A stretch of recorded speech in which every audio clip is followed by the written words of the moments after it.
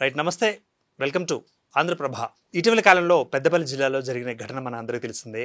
So పుట్టినరోజు వేడుకలు నిర్వహించుకుంటూ ఉండగా ఒక యువకుడు మరి హత్యకు గురైన పరిస్థితి మనం చూస్తున్నాం. దీని మీద సమాజంలో ఎటువంటి మెసేజ్ ఉంది, అదేవిధంగా మరి సమాజం దాన్ని ఆ ఘటనను నేర్చుకుని చూసి నేర్చుకోవాలి, మరి ఇది విధంగా ముందుకు ఏ విధంగా వెళ్ళాలి అన్నది కూడా మనం చర్చించుకోబోతున్నాం. ఈ చర్చా కార్యక్రమంలో మనతో పాటు సిద్ధంగా ఉన్నారు జ్యోతి గారు. వీరు కుల నిర్మూలన సంఘానికి వైస్ ప్రెసిడెంట్గా ఉన్నారు రాష్ట్రానికి. ముందుగా మనం వారిని ఇన్వైట్ చేస్తున్నాం. జ్యోతి గారు నమస్తే మా. రైట్, వీరితో పాటుగా high court advocate doctor T Subhashini గారు కూడా మనతో పాటు సిద్ధంగా ఉన్నారు. సుభాషిణి గారు నమస్తే మా. ముందుగా జ్యోతి గారు, పెద్దపల్లి జిల్లాకు సంబంధించిన ఘటన ఒకసారి ప్రేక్షకులు తెలియజేసే ప్రయత్నం చేయండి. ఇది ఏదైతే జరిగిందో సాయి కుమార్ గౌడ్, ఈ హత్యను నేను తీవ్రంగా వ్యతిరేకిస్తున్నాను అండి.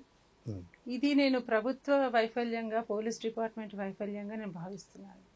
ఎందుకంటే అబ్బాయి మీద గతంలో కూడా 2 సార్లు ఇలాంటి హత్యా ప్రయత్నం జరిగింది. జరిగినప్పుడు అబ్బాయి 100కి డయల్ చేసినా కూడా స్పందన లేదు.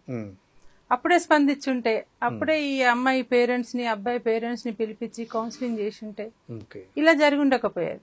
అంటే చాలా సార్లు కూడా ఇలా ప్రేమికులు ఎవరైతే ఉన్నారో వాళ్ళని ఇట్లా చంపుతున్నప్పుడు వాళ్ళ చరిత్ర పరిశీలిస్తే ఖచ్చితంగా వాళ్ళు ఎప్పుడో ఒకసారి పోలీస్ స్టేషన్ కి వెళ్ళిన వాళ్ళే ఉంటున్నారు. ఇప్పుడు ఆశ్రీ నాగరాజ్ అని మన సరూర్ నగర్ చౌరస్తా మీద చంపేశారు. వాళ్ళు 2-3 సార్లు పోయిండ్రు, కేసు ఫైల్ అయింది. కానీ వాళ్ళకి చెప్పాల్సిన స్థాయిలో చెప్పకపోవడం వల్ల ఇది పేరెంట్స్ కి పరిణామాలు ఎలా ఉండబోతున్నాయని చెప్పలేకపోవడం, ఇది పోలీస్ డిపార్ట్మెంట్ ఫెయిల్యూర్ గా నేను భావిస్తున్నాను. ప్రభుత్వ ఫెయిల్యూర్ కూడా. ఎందుకంటే అలాంటి సిస్టమ్ రావాలి. ఇప్పుడు మేము అడుగుతున్నాం, ప్రొటెక్షన్ హోమ్స్ అడుగుతున్నాం. ప్రొటెక్షన్ హోమ్స్ ఏంటి? ఇలాంటి సిచ్యువేషన్స్ ఉన్నప్పుడు వాళ్ళు పోలీస్ స్టేషన్ పోయినప్పుడు సరైన స్పందన లేనప్పుడు కనీసం ప్రొటెక్షన్ హోమ్ కైనా వస్తారు. వచ్చినప్పుడు తల్లిదండ్రులను పిలిపించి కౌన్సిలింగ్ చేసే అవకాశం ఉంటుంది. అలాంటప్పుడు మనం ఇలాంటి హత్యలు నివారించవచ్చు. అది మేము కోరుకునేది. ఇప్పుడు ఆ ఘటనలో 2 కులాలకు సంబంధించి కూడా ఒక ఘర్షణ, అటువంటి వాతావరణం ఏమన్నా మీరు అబ్జర్వేషన్ చేశారా? ఉంది. ఇద్దరికి అంటే విభిన్న కులాలు, కానీ ఇద్దరు బీసీలే. ఇప్పుడు మనం మొత్తం చూస్తే చూడండి, ఒకప్పుడు అణగారిన కులాలు, ఆధిపత్య కులాల మధ్యన ఇలాంటివి ప్రేమించుకున్నప్పుడు అబ్బాయి తక్కువ కులం వాడని ఇలాంటివి జరిగేవి. కానీ రాను రాను రాను రాని దీని పోకడలు ఎక్కడి వరకు వచ్చినాయి అంటే, సొంత కులంలో లేదా సబ్ క్యాస్ట్ లో చేసుకున్నా కూడా చంపేసే పరిస్థితి. ఇద్దరు అగ్రకులం వాళ్ళే అంటారు, చంపేస్తున్నారు. ఇద్దరు ఎస్సీ కులంలోనే సబ్ క్యాస్ట్. మనకు చాలా దగ్గరలో ఉన్న గుంటూరులో జరిగింది. వాళ్ళిద్దరు ప్రేమించుకున్నారు, పెద్దలు ఒప్పుకోలేదు. వాళ్ళు ఎక్కడ పాల్వంచలో ఉంటున్నారు. పెళ్లి చేసుకున్నాక అక్కడికి వెళ్ళిపోయారు. వాళ్ళకు 4 ఏళ్ల బాబు, ఆమె మళ్ళీ ప్రెగ్నెంట్. అయితే తన అత్త చనిపోయింది అని చెప్పేసి, అంటే అబ్బాయి వాళ్ళ అమ్మ చనిపోతే వాళ్ళిద్దరు గుంటూరుకు వచ్చారు. వచ్చినప్పుడు అమ్మాయి పేరెంట్స్ నిండు గర్భిణిని ఆమె కొంగుతోనే ఆమె మెడను చుట్టి కమ్యూనిటీ హాల్ వరకు లాక్కెళ్ళి చంపేశారండి. అంటే ఇంతటి దుర్మార్గం. కొంతకాలం అయితే కోపాలు తగ్గుతాయని చాలా మంది మాట్లాడతారు, కానీ ఆ కోపం ఏ స్థాయిలో ఉంటుంది అంటే 9 నెలల నిండు గర్భిణిని కూడా తల్లిదండ్రులు చంపే స్థాయిలో ఉంటుంది. అదే గర్భిణి విషయం మనం తీసుకున్నట్లయితే మారుతిరావు గారు మనకి మొన్న కూడా ఘటన ఉంది కదా, ఏం పేర్లు, అమృత ప్రణయ్ విషయంలో కూడా. అప్పుడు కూడా ప్రణయ్ మరి ఆ ఘటనలకి ఎదుర్కొనేటప్పటికి ఆమె గర్భిణీగా ఉన్న పరిస్థితి. సో ఎలా తీసుకోవచ్చుంటారు? ఈ మార్పు సహజం అంటారా, అసహజం అంటారా, వాంఛనీయం అంటారా, అవాంఛనీయం అంటారా? దీన్ని సహజం అసలు అనలేమండి. ఇది చాలా భయంకరమైన మెంటాలిటీ సమాజంలో ఉంది. ఎంత అంటే కులం అనేది చాలా బలపడుతున్నది. ఖచ్చితంగా కులాల మధ్యన సమానత్వం రావాలి, కానీ రోజు రోజుకి ఎవరి కులం వాళ్ళకి బలమైపోతుంది. ఎందుకు అవుతుంది అంటే, ప్రతి గవర్నమెంట్ కు కులం అనేది ఓటు బ్యాంక్ అయింది. రాజకీయం, ఓటు, ఈ 2 చాలా గట్టిగా ముడిపడ్డాయి. ఇప్పుడు మీరు చూడండి, ఎన్ని వీటిని పరువు హత్యలు అనకూడదండి, దురహంకార హత్యలు అనాలి. ఎందుకంటే అహంకారంతో చేసే హత్యలు కుల దురహంకార హత్యలు. ఇలా జరిగినప్పుడు ఏ ఒక్కరు స్పందించరండి. మీరు చూడండి, ఒక ఎమ్మెల్యే గాని, ఎంపీ గాని, చివరి కౌన్సిలర్, గల్లీ ఎందుకు సెన్సిటివ్ మ్యాటర్ అంటే, ఒక మనిషిని నిట్టనిలుగా చంపుతుంటే అది ఎందుకు సెన్సిటివ్ మ్యాటర్ అవుతుంది అంటే, మీకు ఏదో నష్టం జరుగుతుంది మాట్లాడితే. ఇప్పుడు ఒక దళితుని చంపేసిరు, ఒక అగ్రకులం అమ్మాయిని ప్రేమించినందుకు, అంటే ఇది తప్పు అని తప్పే కదా. ఒక అబ్బాయిని చంపడం అనేది తప్పు, దళితుని చంపడం తప్పు. కానీ మీరు తప్పని మీరు చెప్పలేకపోతున్నారు అంటే మీ స్వార్థం. ఏంటి ఓటన్, మీ ఓట్లు పోతాయి, మీ కమ్యూనిటీ మీకు దూరం అవుతుంది, అగ్రకులాలు దూరం అవుతాయి, ఇదేనా? కనీసం దళిత లీడర్లు కూడా స్పందించరండి. అంటే ఓటు అంత ఇంపార్టెంటా? Okay, right. మరి మొత్తం మీద మన పరిణామ క్రమాలు చూస్తున్నట్లయితే సమాజం చట్టాన్ని చేతిలో తీసుకుంటున్న పరిస్థితి. మరి చట్టం ఈ హత్యల గురించి ఏం చెప్తుందో కూడా విని అడిగి తెలుసుకునే ప్రయత్నం చేద్దాం.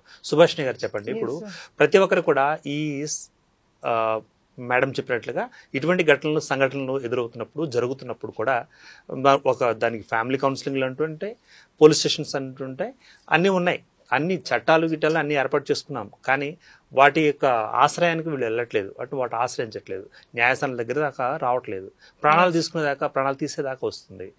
మరి చట్టం ఇలా చేతిలో తీసుకుంటే ఎలా ఉంటుందంటారు పరిణామాలు? ఫస్ట్ ఆఫ్ ఆల్ ఏంటంటే అవేర్నెస్ అనేది చాలా తక్కువ. ఓకే, ప్రేమికులకు ప్రేమించుకునేటప్పుడు కానీ, తర్వాత తదనంతరం కానీ, లేకుంటే వివాహం చేసుకోవాలని డిసిషన్స్ తీసుకున్న సమయంలో కూడా వాళ్ళకు ఒక అవేర్నెస్ అనేది కంపల్సరీ ఉండాలి. దేర్ ఈజ్ సంథింగ్, అంటే మనకు ఫ్యూచర్ లో మా వాళ్ళు మీ వాళ్ళు మన మీద ఏమన్నా అఘాత్యాలు చేస్తే మన పరిస్థితి ఏంటి, మనం ఎవరినైనా అప్రోచ్ అవ్వాలా వద్దా, ఎవరిని అప్రోచ్ అయితే ఇట్ వుడ్ బి బెటర్ అన్న వాళ్ళు చాలా మంది బాగుపడ్డారు. పెళ్లిళ్ళు చేసుకొని గాని, ఇప్పుడు సంఘాల దగ్గరికి వెళ్ళడం గాని, లేకుంటే పోలీస్ వ్యవస్థ యొక్క వాళ్ళతో కొంతవరకు హెల్ప్ఫుల్ గా తీసుకున్న వాళ్ళు, కొంత మెచ్యూర్డ్ గా ఒకటి ఆలోచించిన వాళ్ళు. చాలా మటుకు ఏంటంటే భయంతోని కూడుకున్న ప్రేమ ఎప్పుడు కూడా భయంతోనే ఉంటది. ఎందుకంటే they spare some time out side. అబద్ధం చెప్పి ఒక టైం స్పేర్ చేసినప్పుడు ఇంటికి వెళ్ళినప్పుడు ఆ భయం అన్నది అది అలాగే ఉంటది. ఎందుకంటే తండ్రితోని కానీ తల్లితోని చెప్పుకునే వాళ్ళు చాలా తక్కువగా ఉంటారు. దాని వల్ల ఏంటంటే వాళ్ళలో ఒక భయము కలిగినప్పుడు సమాజ పరిస్థితులని ఆలోచించే అంత మైండ్ తోని వాళ్ళు ఉండరు. సో ఈ అవేర్నెస్ అన్నది తల్లిదండ్రులకు ఏంటంటే, కులాంతర వివాహాలు, మతాంతర వివాహాలు ఇవి సమాజానికి శ్రేయస్కరము. భారతదేశ రాజ్యాంగము ఆర్టికల్ 21 కూడా your choice. Once they are above 18 years, they have their own choice to opt the person. నా భర్తను నేను అంటే సెలెక్షన్ చేసుకునే హక్కు అధికారం నాకు ఉంది. అదే విధంగా భార్యను కూడా సెలెక్షన్ చేసుకునే అధికారం అతనికి ఉన్నది, అంటే వైస్ వర్సాలో ఉన్నది. సో దాన్ని ప్రభుత్వము రాజ్యాంగము ఎప్పుడైతే రైట్ అనేది ఇచ్చిందో, who are they parents only. Parents కని భూమి మీద ఇచ్చినప్పుడు they are the citizen of India అని అనుకోవాలి మనం. వాళ్ళ నా పిల్లలు నా బిడ్డలు అని అంటే, వన్స్ ఒకసారి 18 సంవత్సరాలు దాటిన తర్వాత నా పిల్లలని ఇంకా ఆ కాన్సెప్ట్ లో వెళ్ళిపోవద్దు. వాళ్ళకు ఒక హక్కు అధికారం ఇస్తే కదా వాళ్ళు సమాజాన్ని ఏదైనా చెయ్యడానికి, సమాజంలో ఎదగడానికి అవకాశం దొరుకుతుంది. నేటి కుటుంబాల్లో ఆ అవకాశం ఇచ్చే అవకాశం ఉందంటారా? 30 సంవత్సరాలకి ఇంటి మీద పెట్టి పెంచే తల్లిదండ్రులు తయారైపోయినారు. వాళ్ళకి అసలు ఆర్థిక స్వేచ్ఛ గాని, సామాజిక స్వేచ్ఛ గాని, ఆలోచించే స్వేచ్ఛ గాని, డిసిజన్ మేకింగ్ స్వేచ్ఛ గాని పిల్లలకు తల్లిదండ్రులు ఇవ్వట్లేదు. అన్ని వీళ్ళే తీసుకుంటున్నారు. సో నీకు ఎదుగుదల అనే సెకండ్ లీడర్షిప్ క్వాలిటీ అనేది డెవలప్మెంట్ లేదు. దాని అప్పుడు నువ్వు చట్టాను ఇంకా 100 చట్టాలు చేసినా గానీ ఇక్కడ మనం నరికేసినప్పుడు చెట్టు కొమ్మ నరికేసుకుంటూనే వెళ్తున్నాము. ఆ ఎదుగుదల అనేది రాదు. ఎందుకు వస్తుంది? నువ్వు చట్టాన్ని నువ్వు చూపిస్తున్నావు, బొమ్మ అంటే ఒక పోస్టర్ మనము గోడకేసి వెళ్ళిపోతే ఎలా ఉంటుంది, అంతవరకే ఉపయోగిస్తున్నారు చట్టాన్ని. They should take into consideration. She or he is a citizen of India అన్నప్పుడు 18 years దాటినప్పుడు నాకు article 21 is giving my choice to select a person. Why you have to take it? తల్లిదండ్రులకు అసలు రైటే లేదు. కాకపోతే అక్కడ గమనించవలసిన విషయం ఏంటంటే, ఒక అబ్బాయి అంటే తను ఆర్థిక స్తోమతను కలిగి ఆ అమ్మాయిని పోషించగలిగి, ఆ అమ్మాయి ఈ అబ్బాయిని ఇద్దరు కలిసి పోషించుకొని వాళ్ళ స్థిరత్వాన్ని ఏర్పాటు చేసుకునే విధంగా వీళ్ళని తయారు చేయాల్సింది తల్లిదండ్రులు. సమాజంలో వాళ్ళు ఏమైనా ఎడ్యుకేషన్ క్వాలిఫికేషన్స్ ఉంటాయి. మీకు చట్టం ఎప్పుడు వస్తుంది? ఎప్పుడు ఉల్లంఘన జరిగినప్పుడు. ఇక్కడ వచ్చింది ఏంటిది? మానవ హక్కుల ఉల్లంఘన అన్నది ప్రత్యేకంగా జరిగింది. ఇప్పుడు వీళ్ళందరూ కూడా ఇప్పుడు ఈ యొక్క సమాజంలో జరుగుతున్న ఈ పరువు హత్యలు అనుకోండి, లేకుంటే అంటే బలంగా చెప్పాలంటే ఒక స్థితిగతులని అర్థం చేసుకోకుండా సమాజంలో అంటే నా బిడ్డని వీడు లవ్ చేస్తాడా అన్న దురహంకారమైన చర్యకి పాల్పడుతున్న వ్యక్తులు ప్రభుత్వము వాళ్ళకు అసలు వాళ్ళని అవగాహన చేయవలసిన కౌన్సిలింగ్ చేయవలసిన పరిస్థితి ఉండే. అదంతా మారిపోయింది. ఇప్పుడున్న స్టేజెస్లల్లా పరువు హత్యలు కాదు, దురహంకార కుల వ్యవస్థకి అడ్డుపడుతున్న ఆ యొక్క అంశాల మీద కూడా compulsory there should be from childhood నుంచే దాన్ని ఉండాలి. ఎందుకంటే రాను భారతదేశంలో ఒకప్పుడు ఫుల్ పాపులేషన్ ఉన్న కంట్రీగా మనం ఎదిగినాము. తర్వాత పాపులేషన్ కంట్రోల్ అన్నది పట్టుకొచ్చిండ్రు. తర్వాత ఇప్పుడు రేపు భవిష్యత్తులో ఆడపిల్లల్ని కనడానికి వ్యతిరేకం వచ్చేస్తుంది.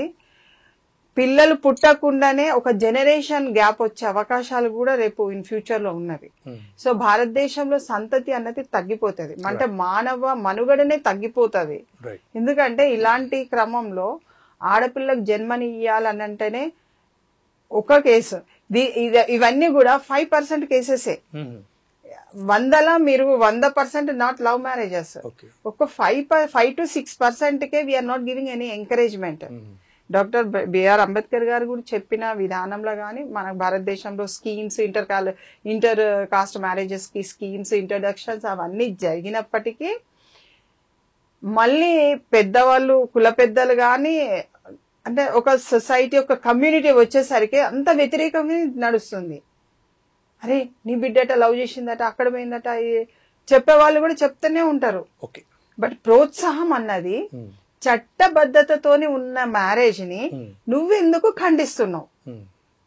దాన్ని ఎలివేట్ చేయవలసిన అవసరం ఉన్నది ఇప్పుడు ప్రస్తుత పొజిషన్ లో. ఎందుకంటే దాదాపు 5 సంవత్సరాల నుంచి మనం చూసినట్టయితే అన్ని మరణాలే, చాలా మటుకు కూడా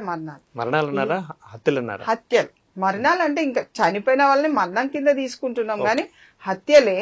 అది ఈవెన్ కానిస్టేబుల్ గా ఆమె తన కెరీర్ ని డెవలప్మెంట్ చేసుకొని ఒక పోలీస్ వ్యవస్థలో ఉన్న అమ్మాయిని కూడా, అంటే నీకు హోదాతో సంబంధం లేదండి, అసలు ఎడ్యుకేషన్ తో సంబంధం లేదు, నా ఇంటి బిడ్డ ఆ ఇంట పోవద్దు అంతే.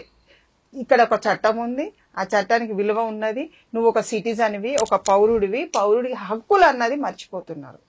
సో ఇక్కడ చట్టము ఎక్కడ కూడా వీళ్ళకి వ్యతిరేకంగా ఎక్కడ లేదు, అక్కడ తల్లిదండ్రులు వ్యతిరేకంగా ఉన్నారు. వాళ్ళ పక్కన ఉన్న వాళ్ళు ఎవరైతే ప్రోత్సహిస్తున్నారో వాళ్ళు కూడా they are the most dangerous persons. ఎందుకంటే పక్కన వాళ్ళు వీళ్ళకి ఎంకరేజ్మెంట్ ఇచ్చా, ఏమైతే ఏదైనా చేసుకొని ఇష్టం రా అని వాళ్ళు వాడెట్లా మన పిల్లని పట్టుకుంటాడు, మన పిల్లని చేసుకుంటాడు అన్నది ఏదైతే భావన కలగజేస్తున్నారో వాళ్ళ నుంచి వచ్చే చాలా మటుకు వ్యతిరేకం అన్నది 100% they are also one of the person to be punished. అది ఎప్పుడు కూడా వాళ్ళని అవాయిడ్ చేయడం మూలన నష్టం, సమాజానికి నష్టం. Okay right. ఇప్పుడు ఒక ధోరణి మనకి కనిపిస్తోంది పరిశీలనగా చూస్తే. గతంలో జరిగిన సంఘటనలు కూడా మనం చూస్తున్నట్లయితే తండ్రులు మరి ఒక ఆడబిడ్డని పుట్టిన తర్వాత తనను సంరక్షిస్తూ విద్యను ఇస్తూ అందజేస్తూ ఒక మంచి భర్తని వాళ్ళకి కల్పించాలి, మంచి భర్తను వాళ్ళకి ఇవ్వాలి అన్న ఒక కోరిక అయితే ఉంటుంది. అదే కోరికలో అందరూ తల్లిదండ్రులు కూడా ఆలోచిస్తూ ఉంటారు. వారికి ఒకవేళ భిన్నంగా ఇలాంటి ఘటనలు జరిగినప్పుడు ఎందుకని వారి యొక్క భావజాలాలు మారుతున్నాయి, ఎందుకని వారి యొక్క మనోభావాలు మారుతున్నాయి, మనోవికారాలుగా ఎందుకు మారుతున్నారంటారు వాళ్ళందరూ? అసలు మొదటగా కులం అనేది ఓన్లీ ప్రాతిపదిక అంటారు ఇక్కడ. నేను ఇవ్వాలి అనేదే తప్పండి. ఆమె ఒక వస్తువు కాదు కదా, ఆమె ఒక మనిషి, ఆమెకు ఒక మనసు ఉంది, ఆమెకు ఒక డిజైన్ ఉంటుంది ఆమె జీవితం పట్ల. నేను తెచ్చిన వాడితో ఆమె కాపురం చేయడం అనేది అది ఎంతవరకు కరెక్ట్? ఆమె ఛాయిస్ అనేది ఉంటది కదా, అది కదా గుర్తించాలి. పూర్వకాలంలో కూడా ఇవేమీ ఆలోచించకుండా పెద్దవాళ్ళు కుదిర్చిన వివాహాలు చేసుకుంటూ బతకలేదంటారా? అది ఎందుకు అలా బతకాలి అంటున్నాను. పూర్వకాలానికి ఇప్పటికీ తేడా ఉందా? ఆ కాలంలో అమ్మ ఇంట్లోనే ఉండేది, 10 సంవత్సరాలకి పెళ్లి చేసేవాళ్ళు. అంత చిన్న వయసులో ఆ పెళ్లిళ్ళు చేయడం వల్ల ఎన్నో నష్టాలు జరిగినాయి. చిన్న వయసులో గర్భం దాల్చడం ఇవన్నీ. ఈ రోజు మనం చట్ట ప్రకారం చూసుకున్న 18 ఏళ్ల లోపు అమ్మాయికి పెళ్లి చేయకూడదు ఒకటి. ఇంకొకటి ఏదైతే ఈ ప్రేమ వివాహాలు ఏదైతే ఉన్నాయో ఇప్పుడే మేడం చెప్పారు, అదొక ఫండమెంటల్ రైట్. రాజ్యాంగం వయసులో ఉన్న యువతి యువకులకి అది రాజ్యాంగం ఇచ్చిన ఫండమెంటల్ రైట్. నీకు నచ్చిన వ్యక్తిని నువ్వు చూస్ చేసుకోవచ్చు. అంటే ఈరోజు నేను ఇస్తాను, నేను తెస్తానంటే మరి రాజ్యాంగం తప్ప? అది కరెక్ట్ కాదు కదా. ఆమెకు ఒక మనసు ఉంటుంది, ఆమెకు ఒక ఆలోచన ఉంటుంది, ఆమెకు నచ్చిన వాడిని ఆమె ఎప్పుడైతే ఎంచుకుంటుందో అప్పుడే కదా ఆమె హ్యాపీగా ఉండేది. ఇది ఆలోచించలేకపోతున్నారు. ఏంటంటే ఈ దేశంలో ఆడదంటేనే డిగ్రేడ్. అమ్మాయి అసలు పుట్టడమే చాలా కష్టంగా పుడుతుంది. చూస్తున్నాం స్కానింగ్ సెంటర్లు ఏ రకంగా పనిచేస్తున్నాయి. అమ్మాయి అనగానే చాలా మంది ఆడపిల్లల్ని గర్భంలో ఉండగానే చంపేస్తుండ్రు. బయటకు వచ్చినా కూడా పెద్ద ఫైటే. ఆడపిల్లల్ని ఒక ప్రాపర్టీగా భావిస్తున్నారు, సొంత ఆస్తులుగా భావిస్తున్నారు. అందుకని వాళ్ళకి ఆ థింకింగ్ వస్తుంది, నేను చెప్పినట్టు వినాలి. అంటే ఇక్కడ ఇంకో విషయం జ్యోతి గారు, అంటే తల్లిదండ్రులకు ఆ మాత్రం పిల్లల గురించి ఆలోచించే బాధ్యత, హక్కు లేదంటారా? సహజంగా రాదంటారా? వాళ్ళతో కలిగి ఉండదంటారా సహజ హక్కు? ఇప్పుడు తల్లిదండ్రులు పిల్లల బాగోగు కోరుకోవడంలో తప్పులేదు, కానీ నేను తెచ్చిన వాడితోనే నువ్వు పెళ్లి చేసుకోవాలి, కాపురం చెయ్యాలి అంటే ఆమె ఛాయిస్ ఉండదా? ఇప్పుడు నార్వే లాంటి దేశంలో పిల్లలకు స్పూన్ తో తినిపించినా కూడా వాళ్ళని జైళ్ళలో వేస్తారు. జస్ట్ నువ్వు డైరెక్ట్ ఆస్ట్రేలియా లాంటి దేశంలో మీరు స్ట్రేట్ గా మనిషిని చూస్తే, ఆ మహిళను చూస్తే మీకు జైలు శిక్ష ఉంటుంది. ఇవన్నీ ఎందుకు చేస్తున్నారు వాళ్ళు? అంటే ఎవరి స్వతంత్ర అభిప్రాయాలు వాళ్ళకు ఉంటాయి. నేను తల్లిదండ్రులం కదా, ఒక ఆవిడ అంటది, నేను చెప్తే ఆమె చేసుకోవాలి, మేము కన్నా వినకపోతే నేనే కదా కనింది, నేనే చంపేస్తా, ఎవరు నన్ను జైలు వేస్తారని అడుగుతుంది నన్ను. అంటే ఇలాంటి ధోరణి వెళ్ళిపోతుంది. మేము కన్నాము, మేము చెప్పినట్టు వినాలి, మేము చెప్పినట్టు చెయ్యాలి. ఆమె బొమ్మ కాదు, ఫస్ట్ గుర్తించండి, ఆమె ఒక మనిషి, ఆమె ఛాయిస్ ఉంటది, అది ఆమె హక్కు. ఇది గుర్తించిన రోజు ఈ తల్లిదండ్రులు ఈ మాట అన్నారు. చాలా మంది మనం చూస్తుంటాం, తల్లిదండ్రులు కూడా వాళ్ళు తెచ్చిన అబ్బాయిలంతా మంచి అబ్బాయిలా. మొన్ననే చూసాను, 4 కోట్ల కట్నం ఇస్తే 40 లక్షలు తక్కువైనా ఆమెను చంపేశారు. అమెరికాకి తీసుకెళ్లి ఒక ఆమెను కుక్కల బోన్లు వేశారు, ఒకటి తొడ మీద వాడి పేరు రాశారు. మరి ఇవన్నీ తల్లిదండ్రుల సెలక్షన్స్ కదా. మరి మీ సెలక్షన్స్ అన్ని కరెక్ట్ గా ఉన్నాయా? పిల్లల సెలక్షన్ రాంగ్ అని ఎందుకు అనుకుంటారు? అంటే నేటి తరంలో ఒక పరిశీలన ఏమిటంటే, తల్లిదండ్రులు ఒప్పించి, అటు వారి తల్లిదండ్రులు ఒప్పించి మరి చేసుకుంటే అవన్నీ సుఖప్రదం అవుతాయి కదా, ఎండ్ కార్డు శుభం పడుతుంది కదా.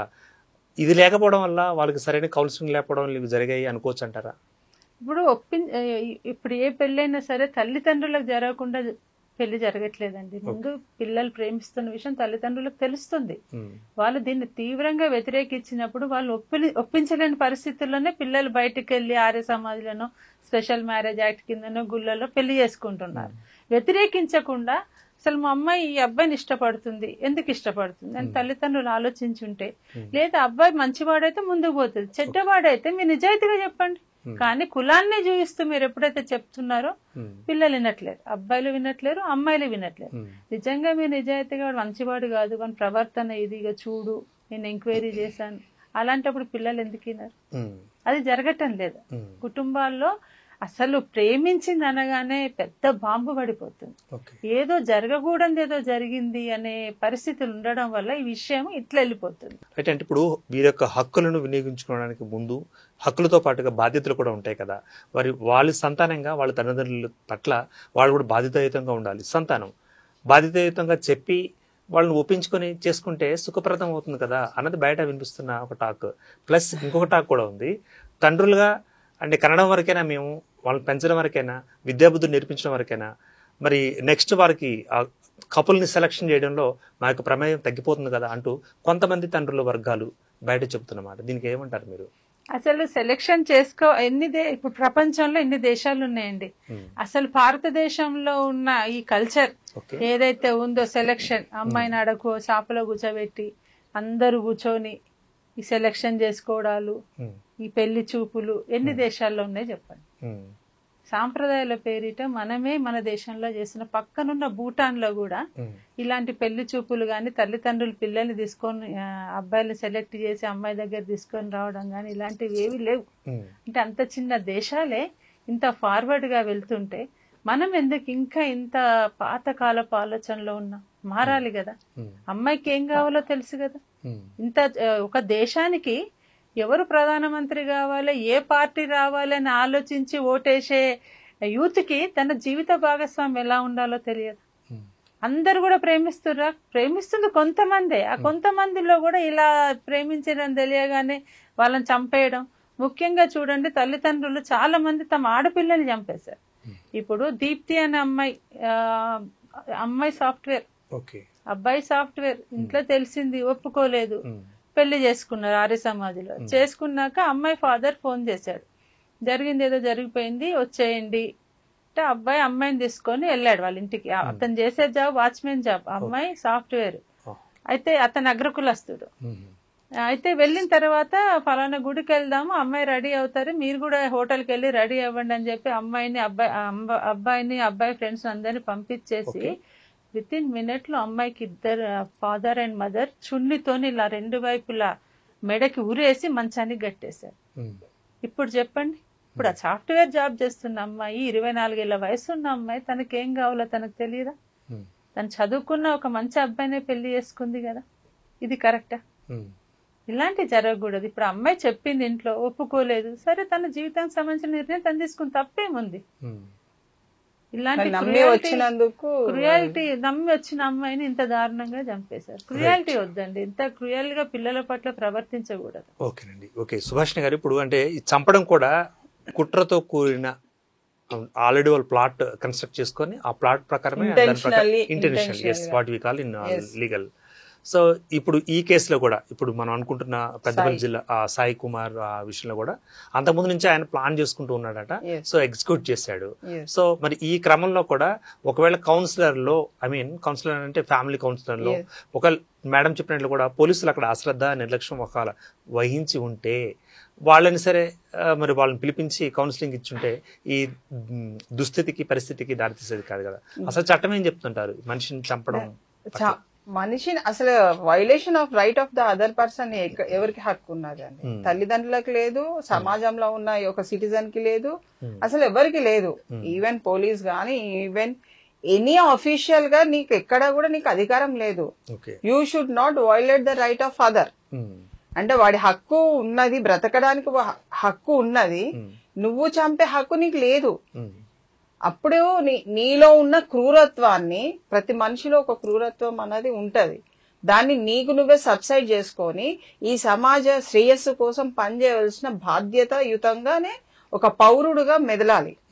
అలాంటప్పుడు నువ్వు చట్టాన్ని అవహేళన చేసి చట్టానికి వ్యతిరేకంగా నువ్వు పని చేస్తూ నువ్వు చట్టాన్ని మళ్ళీ పబ్లిక్ లో ఏం చేస్తుంది అని అంత పెద్ద స్టేట్మెంట్స్ ఇవ్వడం అన్నది ఒక క్రిమినల్ కి అది సాధ్యపడుతుంది తప్ప ఒక సిటిజన్ కి ఎప్పుడు సాధ్యపడదు. అతను ఎప్పుడు ఏ వ్యక్తి అయినా సరే చట్టాన్ని ఎక్కడ కూడా వక్రంగా మాట్లాడద్దు, చట్టాన్ని గౌరవించాలి, చట్ట ప్రకారమే నువ్వు బ్రతకాలి ఈ సమాజంలో. నీకు వెస్టర్న్ కంట్రీలో it is a mandatory, they should live according to their law. మనం ఎందుకు బ్రతకట్లేదు? మన భారతదేశంలో ఎందుకు ఈ సాంప్రదాయం వస్తుందంటే పొలిటికల్ సిస్టమ్ అంతా కూడా ఒక వాళ్లకు అనుకూలంగా ఉన్న వాతావరణాన్ని క్రియేట్ చేసుకుంటూ ఈ 75 సంవత్సరాలు అయితే గడిచిపోయినాయి. ఇంక ఇప్పుడు ఉన్న యూత్ ని కూడా చంపేయడానికి, అంత చున్నీతో గట్టిగా గీసి చంపేయడానికి, కత్తితోని పొడవడానికి కూడా వాళ్ళు వెనుక ఆడట్లేదంటే ఈ సమాజంలో ఉన్న ఈ రాజ్యాంగం, అంటే ఈ భారతదేశంలో ఉన్న రాజ్యాంగాన్ని కించపరిచినట్టే కదా. అంటే నువ్వు ఎంత వ్యతిరేక, అంటే నీలో ఉన్న క్రూరత్వాన్ని నువ్వు, if you are not well, నీకు వాళ్ళిద్దరి చేసుకోవడం నీకు ఇంట్రెస్ట్ లేదు, పోలీస్ స్టేషన్కి వెళ్ళు, మాట్లాడు, వాళ్ళు ఏం చెప్తారు విను. వాళ్ళు ఏమైనా కౌన్సిలింగ్ కి వాళ్ళని కూడా పిలుస్తారా? పిలువని. మా అమ్మాయిని ఇట్లా తీసుకుపోయిందని మీరు పిటిషన్స్ ఇవ్వండి, కౌన్సిలింగ్ లో కూర్చోండి, మిమ్మల్ని మీరు సమాధానపరచుకోండి. ఒక 21 ఏళ్ల వరకు ఒక అమ్మాయి పెరుగుతుంది అని అంటే, ఒక అబ్బాయి పెరుగుతున్నాడంటే ఒక జీవం, అది వాళ్ళకు కూడా బ్రతుకు తెరువు అన్నది ఒక పరిపూర్ణత కోసం వాళ్ళు ఒక ప్రయత్నం చేస్తున్నారు. దాన్ని నువ్వు అవగాహన లేకుండా చట్టం లేదని చెప్పేసి అసలు చట్టాన్ని ఇంత బలహీనంగా తీసుకొచ్చిందంటే, ఎవ్రీ డే మీరు మరీ తెలంగాణ లాంటి పోరాట గడ్డ అసలు ఎంత పోరాటాలనంటే ప్రాణం ఇచ్చే పోరాటాలతోని నిలువెత్తున తెలంగాణ ఫార్మేషన్ అయింది. అలాంటి గడ్డ మీద ఇంత క్రిమినల్ యాటిట్యూడ్స్ ని తీసుకొచ్చి ఎంత అంటే ఏంటి తెలంగాణలో బ్రతకడం కష్టంగా చూపిస్తున్నారు. అంటే సో కాల్డ్ క్రిమినల్స్ వీళ్ళు ఏదన్నా ఉంటే పరస్పర అవగాహనతోని కానీ ఒక కౌన్సిలింగ్ కానీ తీసుకోవాల్సిన అవసరం ఉన్నది.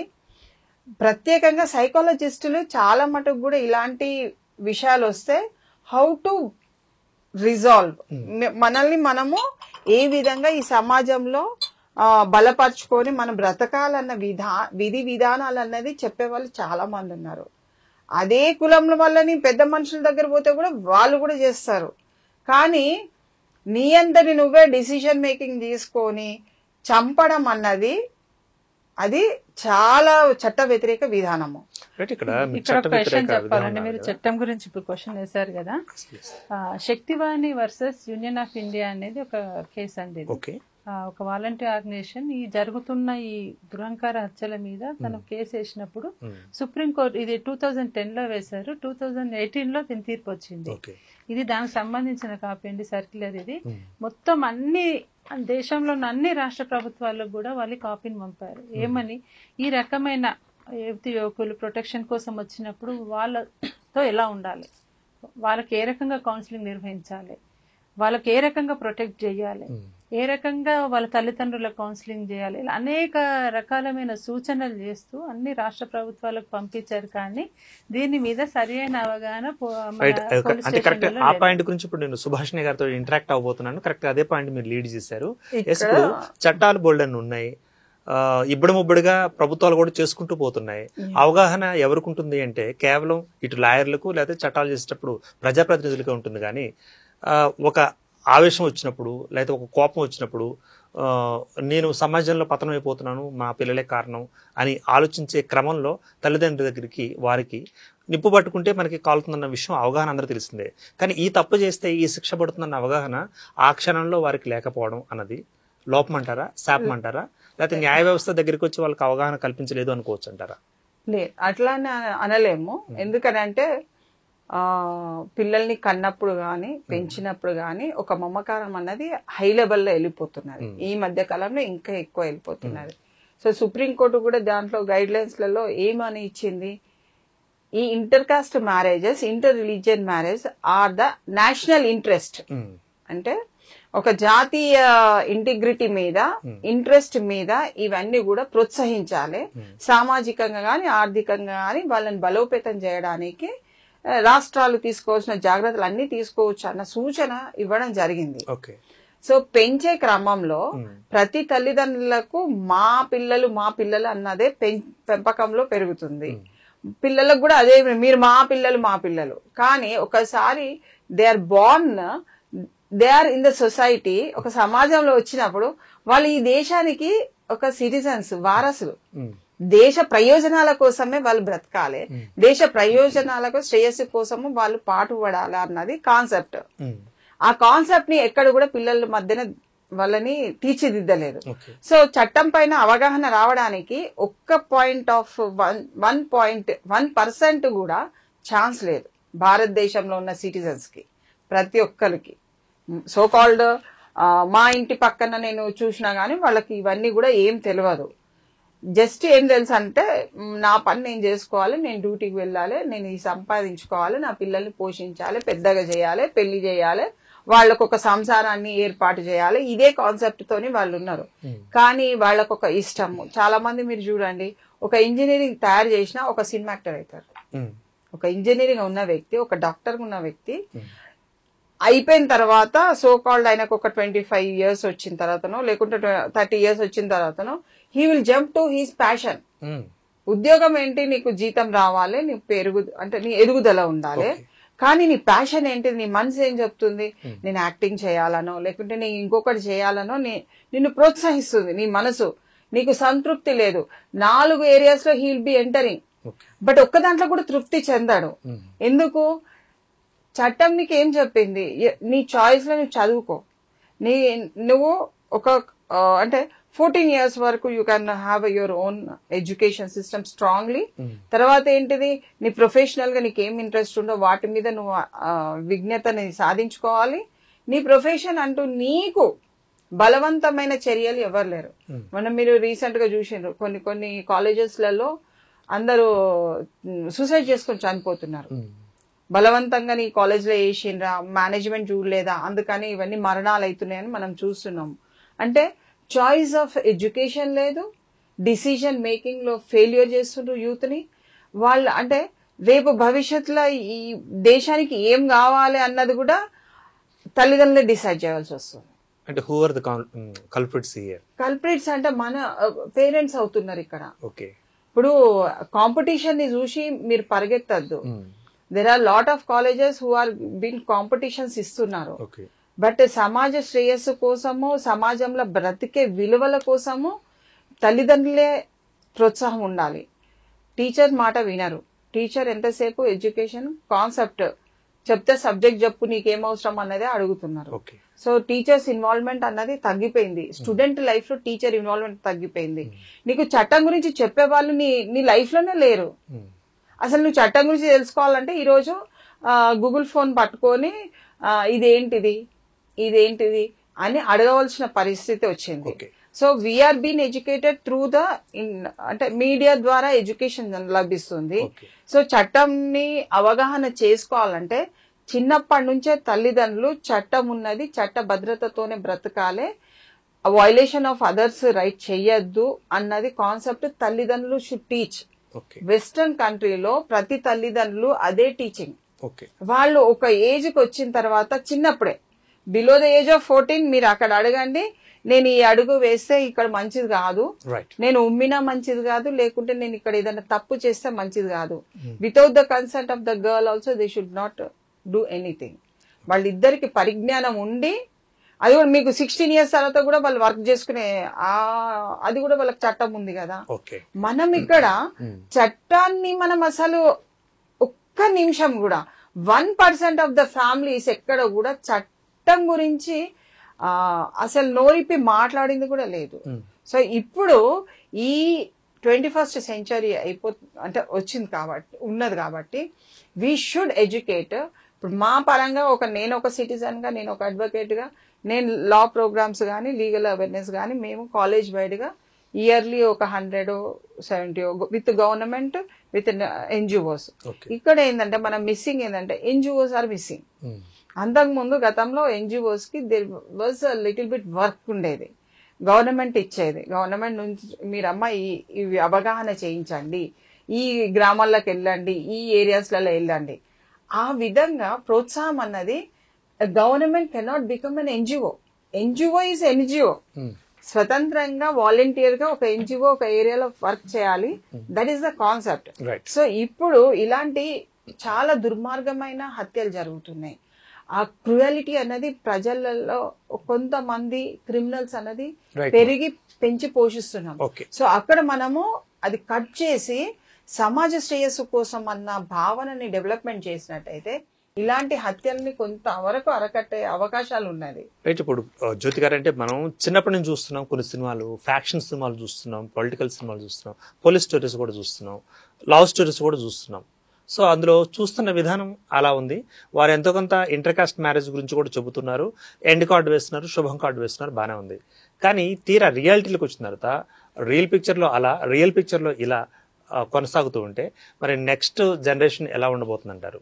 అంటే వాస్తవానికి సినిమాలో ప్రేమించుకోవడము, కొట్లాడి పెళ్లి చేసుకోవడం శుభం కార్డుతోనే ఎండ్ అవుతుంది.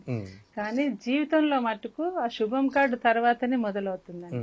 చాలా ఒడిదొడుకులు ఉంటాయి, ఎవరికైనా ఉంటాయి. ప్రేమించి పెళ్లి చేసుకున్న వాళ్ళకి ఎక్కువగా ఉంటాయి ఒడిదొడుకులు. కానీ ప్రేమించి పెళ్లి చేసుకున్నంత వరకు తల్లిదండ్రులు లేదా బంధువులు ఓపిక పట్టట్లేదు, వాళ్ళని చంపివేస్తున్నారు కదా. అది తప్పు కదండి. అలా చంపేయడం అనేది ఏంటంటే ఇప్పుడు అసలు తల్లిదండ్రులకి ఎలా ఉంటదంటే మేము కన్నా, మేము పెంచాం, ఇన్ని రోజులు వీళ్ళకి నచ్చిన ఇచ్చినాం, ఇప్పుడు వాళ్ళకి నచ్చిన భర్తను మేము తేలేమా అనుకుంటారు. మన ఆలోచన ఎలా ఉంటది అంటే తల్లిదండ్రులకి నేను ఇంజనీర్ని కాలేదు కనుక నా కూతుర్నో కొడుకునో చెయ్యాలి, నేను డాక్టర్ని కావాలంటే చాయిస్ అన్ని వీళ్ళే ఉంటాయి, వీళ్ళే ఉంటాయి. పిల్లలు స్వతంత్రంగా ఎక్కడ ఎదుగుతున్నారు? ఇప్పుడు అతనికి స్పోర్ట్స్ అవసరం ఉంటది అబ్బాయికి, అది వేస్ట్ అని చెప్తాడు తండ్రి. కానీ లోపల అతను నిజానికి మన దేశంలో పిల్లలందరినీ స్వేచ్ఛగా వదిలేస్తే ఎవరి టాలెంట్ ఏందనేది బయటపడుతుంది. కానీ మన పిల్లలంతా ఎలా ఉన్నారు అంటే ఈ పెద్ద పెద్ద కార్పొరేట్ కాలేజ్ వలలో పడి 1, 2, 3 ర్యాంకులు ఏవైతున్నాయి వీటి వెనకాలవే చాలా టాలెంట్ చనిపోతుందండి. ఇప్పుడు మన వివాహం విషయానికి కూడా వస్తే మనకు నచ్చిన వాళ్ళు మన పక్కన ఉంటే ఎలా ఉంటది, నచ్చని వాళ్ళు పక్కన ఉంటే ఎలా ఉంటది, అబ్బాయికైనా అమ్మాయికైనా కూడా. ఒక బ్యూటిఫుల్ లైఫ్ అనేది మన మనసుకు నచ్చిన వాడితోనే సాధ్యం. ఇదంతా తల్లిదండ్రులు గుర్తించాలి. ఇంకొక విషయం ఏంటంటే ఇలాంటి ఇలా ప్రేమించుకొని ఇలా పోలీస్ స్టేషన్లోకి వెళ్ళినప్పుడు కూడా ఆ సీట్లలో కూర్చున్న సిఐ ఎస్ఐ ఎస్పీ వీళ్ళంతా కూడా వాళ్ళు ఒక కులస్తులుగా ప్రవర్తిస్తున్నారు, లేదా ఒక తండ్రిగా అన్నగా అలా ఆలోచిస్తున్నారు. అమ్మాయి అప్పర్ కాస్ట్ అయి ఉంటే అక్కడ సిఐ అప్పర్ కాస్ట్ అయింటే ఆ కేసు మరోలా ఉంటుంది, అదే ఎస్సీ ఎస్టీ అయింటే అక్కడ కేసు ఇంకోలా ఉంటుంది. ఇలాంటి పరిస్థితులు కూడా ఉన్నాయండి. ఏదైనా సరే ఇలాంటి దురహంకార హత్య జరిగినప్పుడు కలెక్టర్ నుంచి కింది స్థాయి వరకు అందరినీ ఎప్పుడైతే బాధ్యుల్ని చేస్తారో, ఈవెన్ ఎవరినైనా చంపేసినప్పుడు, ఇప్పుడు మనం చూసిన వడ్లకొండ కృష్ణని చంపేసిండ్రు సూర్యాపేటలో, ఇలా చంపేసినప్పుడు ఆస్తి మొత్తం అమ్మాయి భార్గవికి వెళ్ళిపోవాలి. ఇలాంటి చట్టాలు తేవాలంటాను నేను. అప్పుడైనా భయం వస్తుంది. ఇప్పుడు అతన్ని చంపినందుకు తను సంపాదించిన యావత్ ఆస్తి కూతురికే పోతుంది, ఇంకా కుటుంబంలో ఎవరికి పోదు అనే భయం ఎప్పుడైతే ఏర్పడుతుందో తల్లిదండ్రులు చంపడానికి కూడా భయపడతారు. ఇలాంటి కఠినమైన చట్టాలు తెచ్చినప్పుడే ఇలాంటివి ఆగుతాయి. అంటే బోల్డెన్ చట్టాలు మనం తీసుకోవడం జరిగింది, రాసుకోవడం జరిగింది, అమలు కూడా అవుతున్న పరిస్థితి చూస్తున్నాం. చట్టాలు తమ పని అవి చేస్తాయా, ప్రభుత్వాలు అవి పని వాటి పని అవి చేస్తున్నాయా అన్న విషయాన్ని పక్కన పెడితే, బట్ ఆ అవగాహనకు వెళ్ళకముందే, అక్కడ దాకా వెళ్ళకముందే చేతిలో తీసుకుంటున్నారు కదా వీళ్ళు. మరి ఈ పరిణామం ఎలా, మీరు ఎలా, తల్లిదండ్రులు కావచ్చు, బంధువులు కావచ్చు, వాళ్ళ రిలేటివ్స్ కావచ్చు. ఎందుకంటే ఇప్పుడు ఇలా ఒకటి రెండు ఏదైనా సరే ఎప్పుడు స్టాప్ అవుతుంది అంటే దాని పట్ల భయం అనేది ఏర్పడాలి. గతంలో జరిగిన పరువు హత్యల్లో ఏమైతుంది, కోర్టుకు పోయే కేసులు నిలబడట్లేదు. అమృతది కొంత గట్టిగా ముందుకు తీసుకెళ్లారు కానీ చాలా తక్కువ కేసులు, అంటే భయం అనేది ఏర్పడట్లేదు. దాని వల్ల ఏమైతుందంటే ఏమైతుంది లే, నేను చంపుతాను, 4 రోజులకు జైలుకు పోయి వస్తాను, నా పరువు అయితే నిలబడుతుంది కదా. ఈ దేశంలో ఏంటంటే అబ్బాయి రేప్ చేసిన ఏం చేసినా పోని పరువు అమ్మాయి ప్రేమిస్తే పోతుంది. అందుకనే ఫస్ట్ అమ్మాయిని చంపే ప్రయత్నం చేస్తున్నారు, లేదా అబ్బాయిని చంపే ప్రయత్నం చేస్తారు. అబ్బాయిని చంపడం అంటే అమ్మాయిని కూడా ఒక బతికున్న శవంగా మార్చడమే కదండి. తను ప్రేమించిన అతన్ని తన నుంచి దూరం చేసి తను ఒక నేరస్తురాలుగా తల్లిదండ్రులు నిలబెడుతున్నారు. తను ప్రేమించడమే పెద్ద నేరం అవుతుంది. ఓకే, సో లేటెస్ట్ సమాప్తండి. మేడం మీరేమే మరి మెసేజ్ ఇస్తున్నారు ఇప్పుడు అడ్వకేట్? ఒక్కటండి, మనము మానవత్వంతో మెదలవలసిన అవసరం ఉన్నది. చట్టాలు కొత్త చట్టాలు ఎన్ని పట్టుకొచ్చినా ప్రారంభం వరకే అది ఉండడం జరుగుతుంది.